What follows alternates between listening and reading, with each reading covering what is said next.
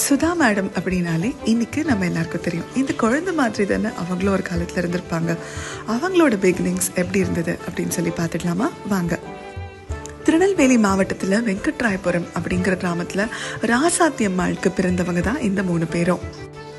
அந்த காலத்தில் நமக்கு நிறைய சவால்கள் இருக்குன்னு தெரியும் இல்லையா? அந்த மாதிரி பல சவால்களுக்கு நடுவில் தன்னுடைய 3 பெண்களையும் வளர்த்து ஆளாக்கியிருக்காங்க இந்த ராசாத்தி அம்மா. அந்த காலத்திலேயே தன்னுடைய பெண்கள் நல்லபடியாக வளரணும் அப்படிங்கிறதுல ரொம்ப மும்முரமாக இருந்திருக்கிறாங்க.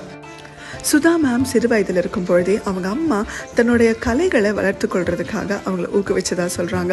உதாரணத்துக்கு அவங்க பண்ணுற கிளாஸ் பெயிண்டிங்காக இருக்கட்டும், டான்ஸாக இருக்கட்டும், பாட்டாக இருக்கட்டும், எல்லாமே அவங்க அம்மா செஞ்ச ஊக்கம் தான் இன்றைக்கி இந்த நிலைமைக்கு வர காரணம் அப்படின்னு சொல்லியிருக்காங்க.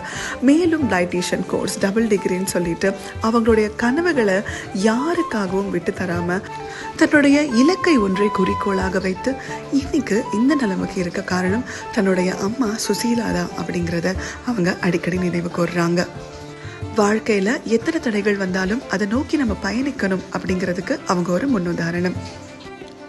இன்னைக்கு நம்ம எந்த நிலைமையில இருந்தாலும் கடந்து வந்த பாதையை என்னைக்குமே மறக்கக்கூடாது அப்படிங்கிறதுக்காக இந்த ராசாத்தி அம்மாளுடைய 3 பெண்கள் ஆகிய சுப்புலக்ஷ்மி அம்மா, பாலசரஸ்வதி அம்மா மற்றும் சுசீலா அம்மா, இவங்க 3 பேரும் தன்னுடைய பிள்ளைகளை பல கஷ்டங்களுக்கு நடுவில் நல்லபடியாக வளர்த்து இன்னைக்கு நமக்கு சுதா அப்படிங்கிற முத்தை கொடுத்துருக்காங்க.